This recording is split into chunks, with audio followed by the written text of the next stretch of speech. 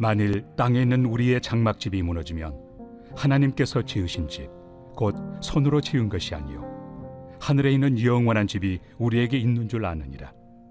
참으로 우리가 여기서 탄식하며 하늘로부터 오는 우리 처소를 덧입기를 간절히 사모하노라.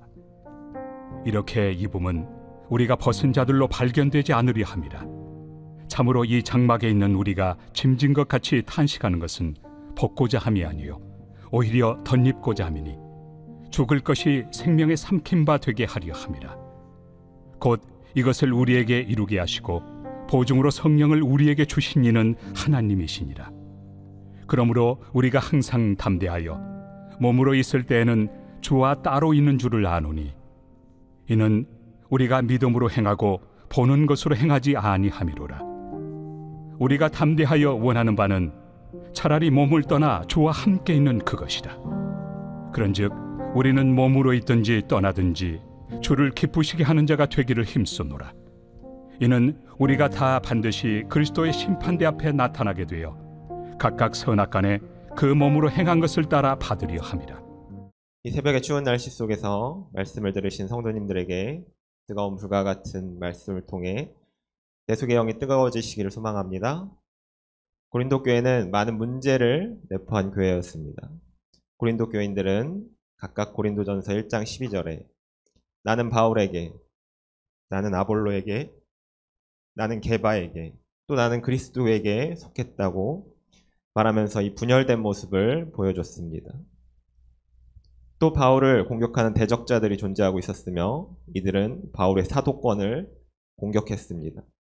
또 각양각색의 이 은사들이 또 무질서하게 표출되고 있는 아주 혼란스러운 상태였음이 바로 이 고린도 전서에 나타나고 있습니다. 그러나 이 고린도 후서를 기록한 시점은 이 바울은 이 디도를 통해 고린도 교회의 이 성도들이 순종과 회개의 마음이 부어졌다는 소식을 들은 이후에 기록한 서신입니다.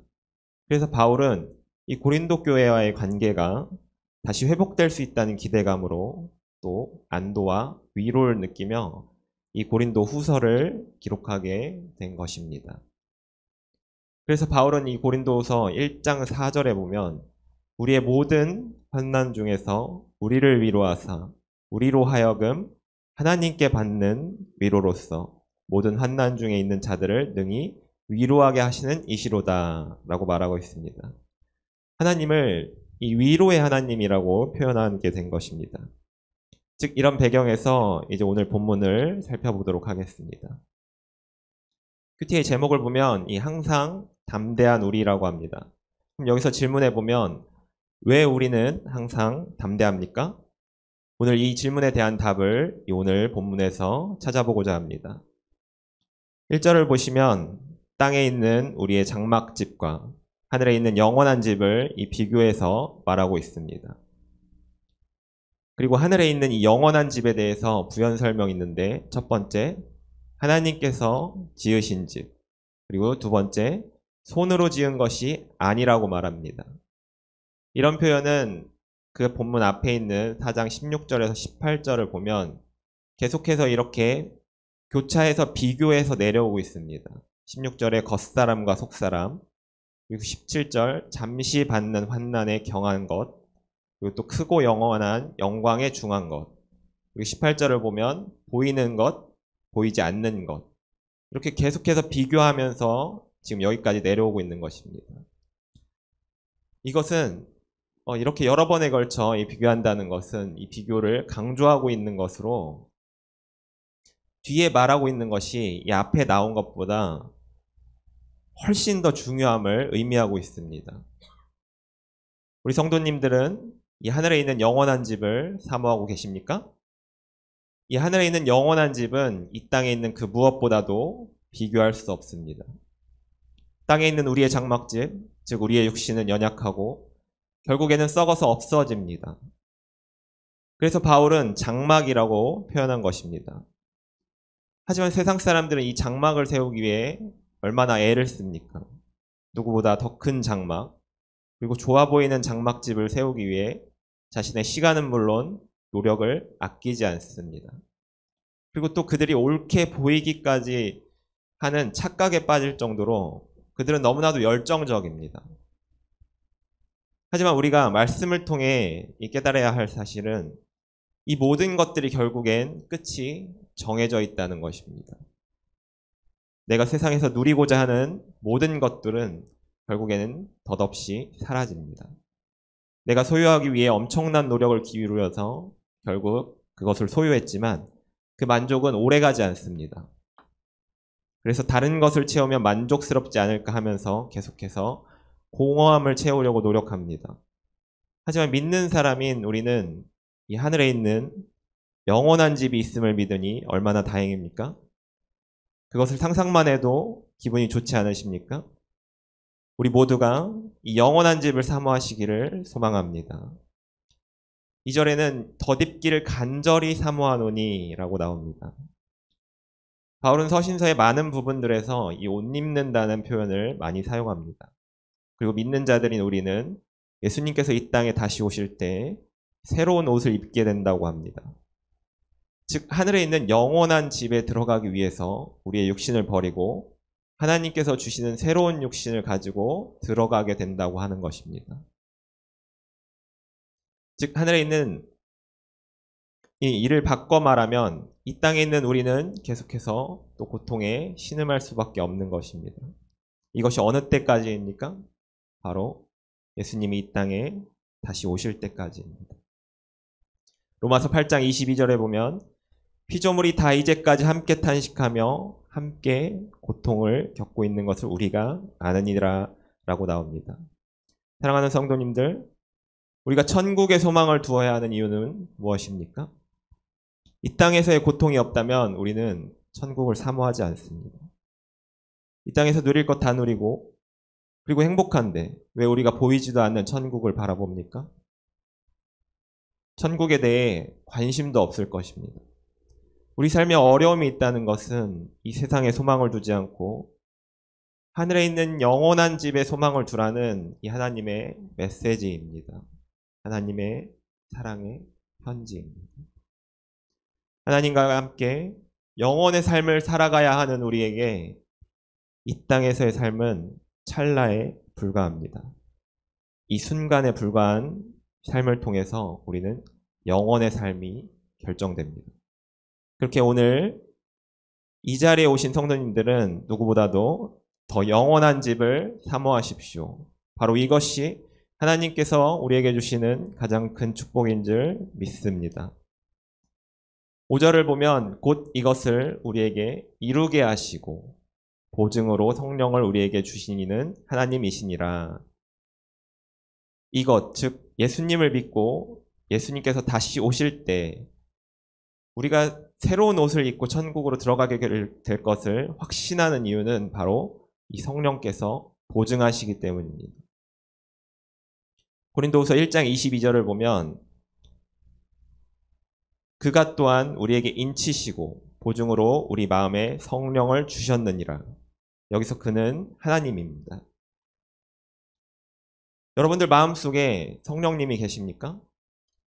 성령님께서는 우리가 예수님을 믿기 전에는 계속해서 밖에서 역사를 하십니다. 그래서 담임 목사님 말씀하셨듯이 이 삶의 벼랑 끝에 서게 역사하시는 분이 바로 성령님임을 우리는 알 수 있습니다. 하지만 어떤 계기로 예수님을 믿게 된다면 성령님이 내 안에 들어오게 되셔서 내주하는 성령으로 우리 안에서 역사를 시작하십니다. 성령님은 성경 안에서 너무나도 많은 표현들로 등장하십니다. 우리가 순결한 신부로서 신랑 되신 예수님과 맺은 약혼으로 인해 받은 보증이 바로 성령님입니다. 로마서 8장 16절 성령이 친히 우리의 영과 더불어 우리가 하나님의 자녀인 것을 증언하시나니 17절까지 보면 자녀이면 또한 상속자 곧 하나님의 상속자요 그리스도와 함께한 상속자니 우리가 그와 함께 영광을 받기 위하여 고난도 함께 받아야 할 것이니라. 성령님께서는 우리의 영과 함께 하나님의 자녀인 것을 말씀하시는 대변자이십니다. 그리고 우리가 고난을 받는 이유는 바로 그와 함께 영광을 받기 위해서입니다. 성령님의 보증을 통해 하나님의 자녀가 된 우리에게 고난이 따라붙는 이유는 바로 예수님과 함께 영광을 얻기 위해서인 것입니다.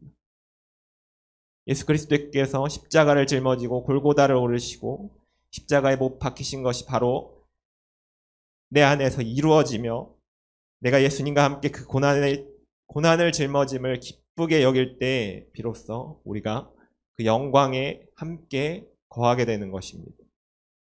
갈라디아서 2장의 10절은 이와 같이 말합니다. 내가 그리스도와 함께 십자가에 못 박혔나니 그런즉 이제는 내가 사는 것이 아니요 오직 내 안에 그리스도께서 사시는 것이라. 이제 내가 육체 가운데 사는 것은 나를 사랑하사 나를 위하여 자기 자신을 버리신 하나님의 아들을 믿는 믿음 안에서 사는 것이라. 하지만 이 모든 상황 속에서 우리가 담대할 수 있는 이유는 성령님이 함께 하시기 때문입니다. 성령님이 우리의 연약함을 도우시며 말할 수 없는 탄식으로 기도해 주시며 하나님의 뜻대로 성도를 위해 간구해 주십니다.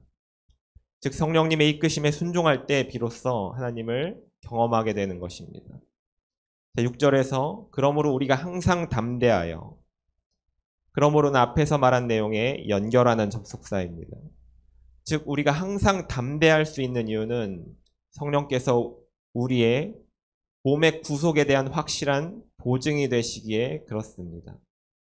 또 여기서 주와 따로 있다는 것은 우리가 육신을 입고 있는 상태이기에 우리가 직접적으로 대면해서 주와 만날 수는 없지만, 하지만 바울은 항상 주 안에서의 믿음을 강조하고 있습니다. 그래서 7절에 보면 그 답이 나오고 있는데 믿음으로 행하고 보는 것으로 행하지 않는다고 말합니다.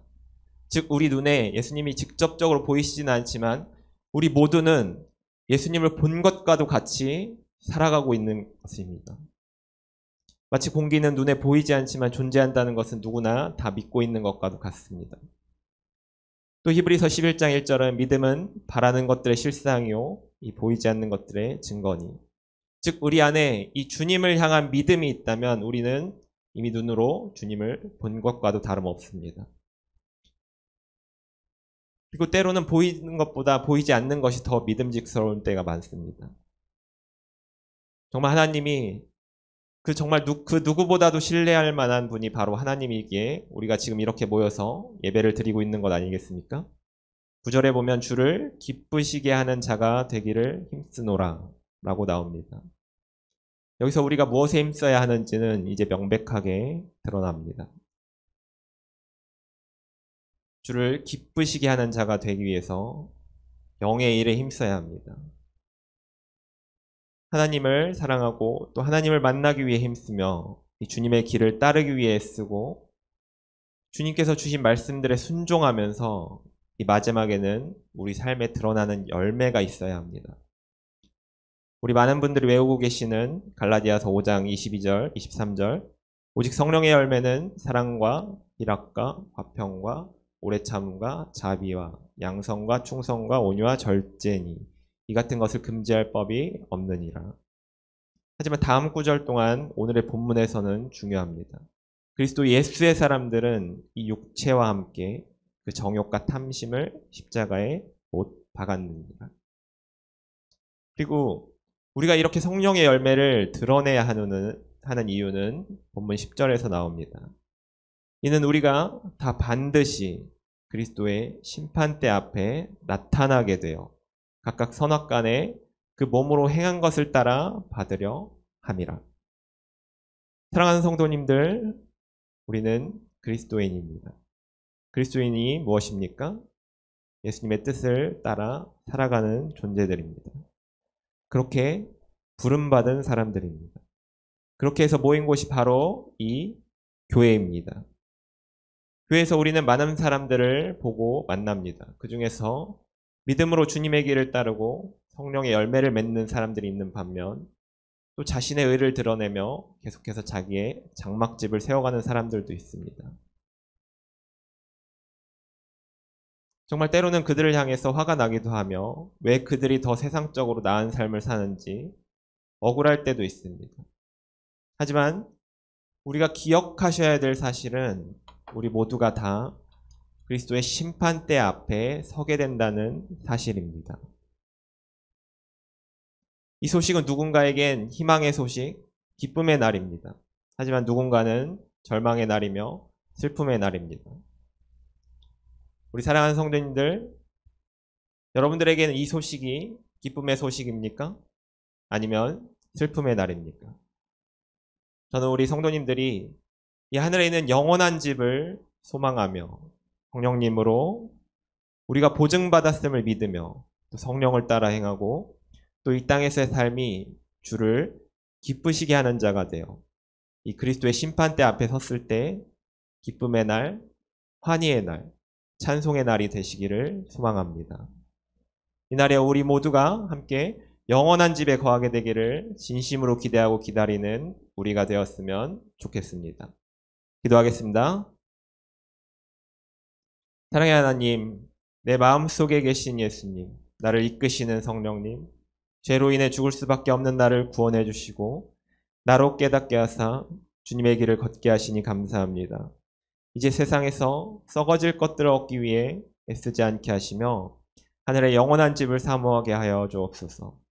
성령을 보증으로 받았사오니 담대하게 세상에 선포하게 하시며 나의 삶의 열매를 통하여 주를 기쁘시게 하는 자가 되게 하여 주옵소서. 그러함으로 주님을 만날 때 내 안에 기쁨이 넘치게 하여 주옵소서. 이 모든 것 예수님 이름으로 기도합니다. 아멘.